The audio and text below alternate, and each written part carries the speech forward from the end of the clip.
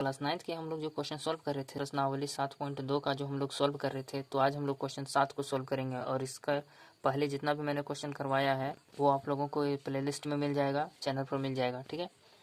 तो 7 number question में हमें दिया गया है कि ABC एक समकोण त्रिभुज है। ABC एक समकोण त्रिभुज है और जिसमें समकोण यानी 90 डिग्री जो है वो एंगल ए पर है। तो एंगल ए पर हमने 90 डिग्री बनाया है, बस इसको खुद से बनाना है। ये क्वेश्चन में हमारा पिक्चर जो आकृति है वो नहीं दिया है, ठीक है।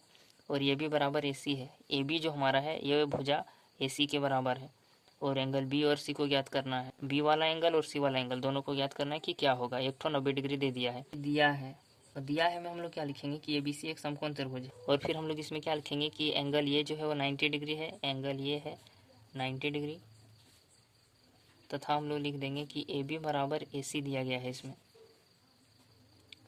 अब हमें यहाँ पर BC ज्ञात करना है, तो लिखेंगे कि ज्ञात करना है एंगल B बराबर क्या होगा और एंगल C बराबर क्या होगा, ये हमें ज्ञात करना है, ठीक है।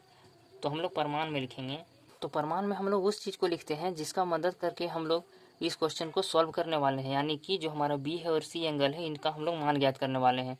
तो B और C हम लोग कैसे निकालेंगे, तो हम लोग जानते हैं कि त्रिभुज का जो अंतःकोण का योग होता है वो 180 डिग्री होता है, ठीक है। तो 90 डिग्री तो यहीं पे है, यानी ये दोनों मिलके 90 डिग्री होगा, 90 डिग्री B और C एंगल। तो अब B कितना होगा, C कितना होगा, वैसे हम लोग अंदाजा से 45 तो नहीं कर सकते हैं, लेकिन होगा वही, लेकिन हम लोग अभी कह नहीं सकते। तो वो चीज़ हमें लाना है, कैसे लाएंगे, तो ये चीज़ कोई नहीं बताता है इस तरह से कि आपको सोचना कैसे है क्वेश्चन को सॉल्व करने के लिए, ठीक है। तो मैं बता रहा हूँ, आपको समझना है ध्यान से।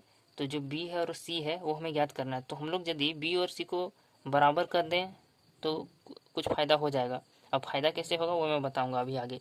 तो हमारा जो हम लोग पढ़े हैं चैप्टर 7 में परमाय, उसमें क्या बोला है कि जो बराबर भुजा होता है उसका जो सम्मुख यानी सामने वाला जो कोण होता है ये भी आपस में बराबर होगा। यदि ये भुजा और ये भुजा बराबर है तो इसका सामने वाला कोण और ये भुजा के सामने वाला कोण दोनों बराबर होगा, ठीक है। तो वही प्रमाण में हम लोग लिखेंगे कि चूंकि त्रिभुज जो हमारा है ABC समकोण है, या फिर लिख सकते हैं कि ABC एक समकोण त्रिभुज है, और लिख सकते हैं कि तथा उसमें AB बराबर है AC के, इसलिए बराबर भुजाओं के सम्मुख कोण बराबर होते हैं। हम यहाँ लिख देंगे, अर्थात कहने का मतलब हमारा ये है कि जो हमारा एंगल B जो है वो हमारा बराबर होगा एंगल C के, ठीक है। अब हम यहाँ क्या करेंगे कि अब हम लोग ये जो अभी निकाले हैं ना B और C बराबर हो गया, क्योंकि दो बराबर भुजा है तो उसका सम्मुख कोण बराबर होगा। तो ये अभी हम इसका यूज करेंगे, ठीक है। त्रिभुज के अंतःकोणों का योग क्या होता है, 180 डिग्री होता है। इसलिए हम लोग क्या कर सकते हैं, angle A plus angle B plus angle C is equal to 180 degree लिख सकते हैं, 180 डिग्री। अब B और C बराबर है, यानी कि B को हम लोग C लिख सकते हैं और C को हम लोग B लिख सकते हैं, ठीक है। उसका यूज़ करेंगे। तो एंगल A में हमारा क्या है 90 डिग्री, तो इसके जगह 90 डिग्री लिख देंगे। और B और C में हम लोग इसको अदला बदली कर सकते हैं क्योंकि ये दोनों आपस में बराबर है। तो B एंगल B, C को B कर देंगे, ठीक है। आप C भी कर सकते हो, कोई दिक्कत नहीं। इसमें हमने B किया है तो पहले B का मान निकलेगा, ठीक है, 180 डिग्री। अब 2B हो जाएगा, 2 एंगल B हो जाएगा, 2 ठो B होगा एंगल, और 90 इधर प्लस में इधर माइनस होगा, 180 डिग्री माइनस 90 डिग्री। तो इसमें घटेगा तो 90 डिग्री बचेगा और एंगल B, और जो 2 है वो 2 से इसको भाग दे देंगे तो कितना आएगा, 45 डिग्री आ जाएगा एंगल B। तो इसलिए एंगल B हमारा आ गया 45 डिग्री, ठीक है। अब 45 डिग्री हमारा जब B आ गया और B और C हमारा जैसे कि हम लोग जानते हैं बराबर है, इसलिए हम लोग ये भी कह सकते हैं कि एंगल C भी हमारा क्या होगा, 45 डिग्री होगा, ठीक है। तो यहीं पे आप लोग लिख सकते हैं, या फिर एक लाइन और अच्छा से लिखना है तो लिख सकते हैं कि अतः एंगल B बराबर एंगल C है जो कि बराबर आया 45 डिग्री के, इतना है, ऐसे लिख सकते हो। यही आपका उत्तर आ गया, यही आपका आंसर आ गया, ठीक है। कोई नंबर नहीं कटेगा, आप इस तरह से बना सकते हो एग्जाम में भी। 8 नंबर क्वेश्चन में हमें दिया गया है कि दर्शाइए कि किसी समबाहु त्रिभुज का प्रत्येक कोण 60 डिग्री का होता है। तो हम लोग पहले मान लेते हैं कि कोई एक त्रिभुज बना लेते हैं। तो हम लोगों ने एक समबाहु त्रिभुज बना लिया है, इसको हम लोग माने हैं, ठीक है। तो मान लेते हैं कि ये हमारा A है, ये हमारा B है और ये हमारा C है। तीनों कोणों का हम लोगों ने नाम दे दिया है, ठीक है।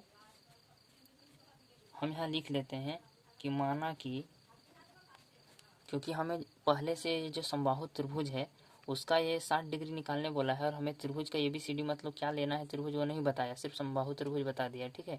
तो वैसे तो हम लोग जानते हैं कि तीनों कोण बराबर है तो 60 डिग्री ही होगा, तीनों है 60 60 60 तो 6 या 18 180 डिग्री हो जाएगा, ठीक है। लेकिन आपको बना के किसे दिखाना है वो तरीका मैं आपको बता रहा हूँ, ठीक है। वैसे तो ये बहुत ईजी क्वेश्चन है लेकिन इसको बनाना कैसे वो मैं बता रहा हूँ। तो हम लोग लिखेंगे कि माना कि ABC एक समबाहु त्रिभुज है और ABC एक समबाहु त्रिभुज है, तो ये समबाहु त्रिभुज में क्या होता है कि सारा भुजा उसका आपस में बराबर होता है, ठीक है। AB BC और CA तीनों आपस में बराबर होता है, कोई भी समबाहु त्रिभुज का तीनों भुजा आपस में बराबर होता है। तो हम लोग वो चीज़ भी यहाँ लिखेंगे कि अर्थात यदि कोई समबाहु त्रिभुज है तो उसका जो तीनों भुजा होता है वो बराबर होता है। तो लिखेंगे कि AB बराबर होगा BC के और O बराबर होगा AC के, मतलब तीनों आपस में बराबर होगा, ठीक है। अब हम लोग 7 चैप्टर पढ़ रहे हैं तो इसमें एक प्रमेय है कि बराबर भुजाओं के सामने का जो कोण होता है वो क्या होता है, बराबर होता है। तो ये भी हमारा बराबर है BC के, तो ये बी के सामने का भुजा का जो सामने कोण है C ये बराबर हो जाएगा BC का सामने जो है ये, यानी AC एंगल बराबर हो जाएगा, ठीक है। उसी प्रकार हम लोग AB और AC देखेंगे तो इसका सामने वाला C और इसका सामने वाला B BC बराबर हो जाएगा, और चूंकि हमारा AC बराबर था तो ये BC तीनों बराबर हो जाएगा। तो वही चीज़ को हम लोग लिखेंगे कैसे वो मैं बताऊंगा इसमें, ठीक है।